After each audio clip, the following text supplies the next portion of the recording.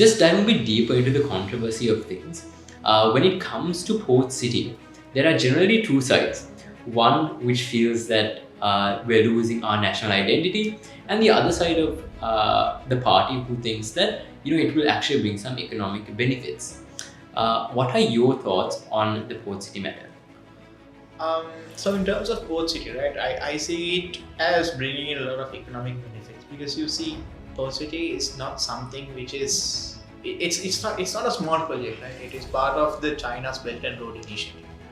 So this would mean that it would bring a lot of economic benefits because this would open up our markets to the entire Southeast Asian region as it stands through one transport system.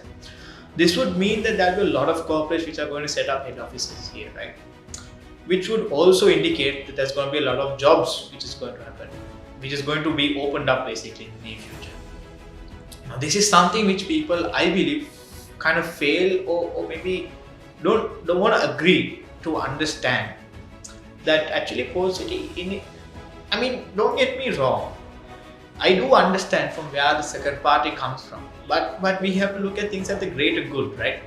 So what I personally believe is the economic benefits which Port City might bring into as it as it kicks into full scale would heavily outweigh the disadvantages which are being brought through.